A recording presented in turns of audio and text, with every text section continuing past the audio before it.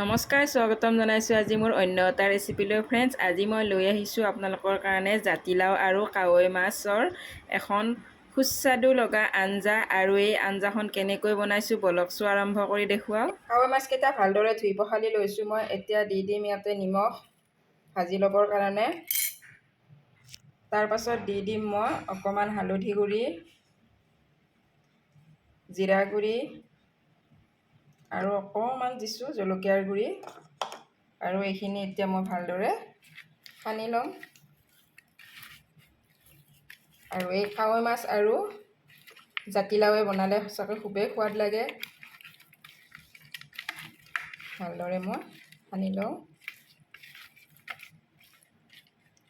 তাৰপাছত মই ভাজিবৰ কাৰণে মিঠাতেল দি দিছোঁ আৰু তেল গৰম হৈছে। এতিয়া মই দি দিছোঁ মাছকেইটা, ভালদৰে ভাজি লওঁ। গোটেইকেইটা মাছ ভালদৰে ৰঙচুৱাকৈ ভাজি লওঁ। আৰু ইফালে মাছকেইটা ভাজিব দি মই লাওটো কাটি লৈছোঁ। আৰু নতুন লাও আজিকালি নতুনকৈ ওলাইছে, মানে খুবেই সোৱাদ লাগে আজিকালি লাওবোৰ খাই। মানে পাচলিৰ সদায় ওলোৱাৰ লগে লগে খাব লাগে। যেতিয়ালৈকে দাম বেছি থাকিব পাচলিৰ তেতিয়ালৈকে সোৱাদ লাগে, আৰু যেতিয়া দাম কমি যাব তেতিয়াই কিন্তু পাচলিৰ সোৱাদটো নোহোৱা হৈ যায়। আৰু ফল মূলৰ ক্ষেত্ৰত কিন্তু অন্য ধৰণৰ, ফল মূলৰ আকৌ যেতিয়া মানে দাম কমিব তেতিয়াহে খাই ভাল লাগে। কিন্তু পাচলিৰ ক্ষেত্ৰত ওলোটা, পাচলিৰ যেতিয়া দাম বেছি থাকিব তেতিয়া খাই ভাল লাগে। আৰু ফল মূলৰ হ'ল দাম যেতিয়া কমিব তেতিয়া বেছি ভালদৰে পকিব, তেতিয়া খাই ভাল লাগে। আৰু এতিয়া ইয়াৰ লাওটো মই ধুনীয়াকৈ বাকলি গুচাই ল'লোঁ। কথাখিনি আপোনালোকক ক'লোঁ। আৰু লাও যিহেতু বৰ্তমান নতুনকৈ জাতিলাও ওলাইছে, খাই খুবেই সোৱাদ লাগে আৰু ধুনীয়াকৈ মলমি যায়। আৰু ইয়াৰ লাওৰ টুকুৰাকেইটা মই এনেকুৱা ধৰণৰ কৰি লৈছোঁ। আচলতে যোনে যেনেকৈ টুকুৰা কৰি ভাল পায় তেনেকৈ ল'ব পাৰে। মই এইটো চাইজতে ভাল পাওঁ বাবে এইটো চাইজত কৰি ল'লোঁ বাকলিখিনি গুচাই। আৰু বাকলিখিনি কিন্তু মই পেলাই নিদিওঁ, বাকলিখিনিও ধুনীয়াকৈ চাটনি বনাম। আৰু এয়া লাওখিনি মই ভালদৰে কুটি ধুই ল'লোঁ। আৰু ইফালে চাওঁগৈ মাছখিনিও মোৰ ভজা হৈ গ'ল। মাজতে ওলটাই দিলোঁ দুবাৰ। ইপিঠি সিপিঠি ভালদৰে ভাজি ল'লোঁ। এতিয়া এটিকৈ উঠাই ল'ম।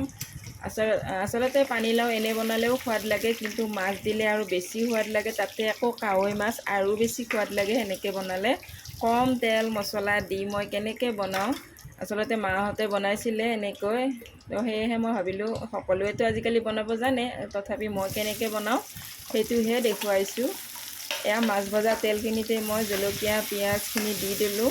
এটা পিঁয়াজ দিছোঁ আৰু দুটা জলকীয়া দিছোঁ, ফালি লৈছোঁ জলকীয়াকেইটা। কেঁচা জলকীয়া দিলে আঞ্জাৰ সোৱাদটো আৰু বেছি ভাল লাগে। তেলত এনেদৰে ভাজি লৈ মই আদা নহৰু বটা এচামুচ দি দিলোঁ, অকণমান ৰঙচুৱা হোৱাত পিঁয়াজখিনি। এতিয়া মই আদা নহৰুখিনিও ভালদৰে ভাজি লওঁ কেঁচা গোন্ধটো যোৱালৈকে। আচলতে আদা নহৰুৰ উগ্ৰ গোন্ধটো থাকিলে ভাল নালাগে আঞ্জাখন খাবলৈ।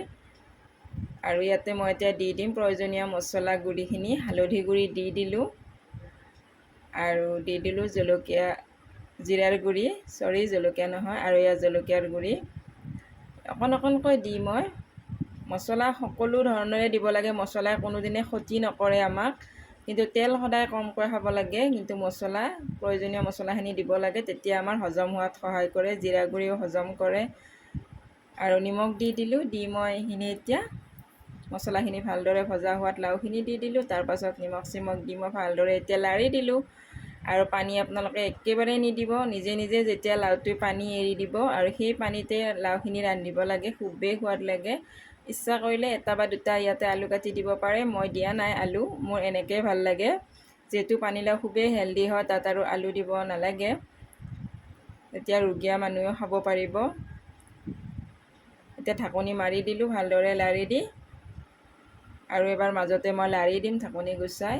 সিজিব ধৰিছে, ভালদৰে সিজা নাই। আৰু দেখিছে লাওটোৱে কিন্তু পানী এৰি দিছে, এয়া দেখিছেনে পানী এৰি দিছে। আৰু এতিয়া মই লাৰি দিম। মুঠতে 10 মিনিটমান সময়ৰ ভিতৰত আঞ্জাখন হৈ যায় ধুনীয়াকৈ। আৰু ইমান ধুনীয়াকৈ কোমলি আহে। ফ্ৰেণ্ডছ, মোৰ যদি ৰেচিপিবোৰ চাই ভাল পায় আপোনালোকে লাইক কৰিব, কমেণ্ট কৰিব। চেনেলটোলৈ যদি নতুনকৈ আছে তেন্তে এটা ছাবস্ক্ৰাইব কৰিব, তেতিয়া আৰু বেল আইকনটো বজাই দিব, তেতিয়া সকলো ধৰণৰ ন'টিফিকেশ্যনবোৰ আপোনালোকে ভিডিঅ' দিয়াৰ লগে লগে পাই যাব। ঢাকনি মাৰি দিলোঁ আৰু ভালদৰে সিজিবলৈ। আৰু এতিয়া ঢাকনি খুলি চাম। আচলতে সোনকালেই সিজে আজিকালি লাও, কোমলীয়া গছৰ কোমলীয়া লাও। এয়া দেখিছে ধুনীয়াকৈ সিজিছে। এনেতেই মই দি দিম ভাজি থোৱা মাছকেইটা। এয়া মাছকেইটা দি দিলোঁ। আৰু কাৱৈ মাছকেইটা ভাজোঁতে মই মাজতে এনেদৰে বাছোঁতে মই আঁকি দিছিলোঁ, যাতে ভালদৰে তাতে হালধি, নিমখ, তেল সোমাই যায়। আৰু এনেকৈ আঞ্জাখনত অকণমান তলফালে দি দিব, আৰু ভাঙিব নিদিব, ভাঙিলে আৰু ভাল নালাগিব। এনেকৈ গোটা গোটা হৈ থাকিলেই ভাল লাগে। মাছকেইটা অকণমান তলৰ পিনে দি লাৰি দি অকণমান ঢাকনি মাৰি অকণমান সময়, আৰু যাতে 5 মিনিটমান সময় থাকক তাত। আৰু এতিয়া এয়া গৰমে গৰমে এতিয়া পানী কিন্তু মই অকণো নিদিলোঁ, লাওৰ পানীতে আঞ্জাখন বনালোঁ। আৰু গৰম ভাতৰ লগত খাই কি যে সোৱাদ লাগিব ফ্ৰেণ্ডছ। আপোনালোকে এনেকৈ বনাই চাবচোন, আৰু ৰেচিপিটো কেনেকুৱা পালে জনাবলৈ একেবাৰে নাপাহৰিব।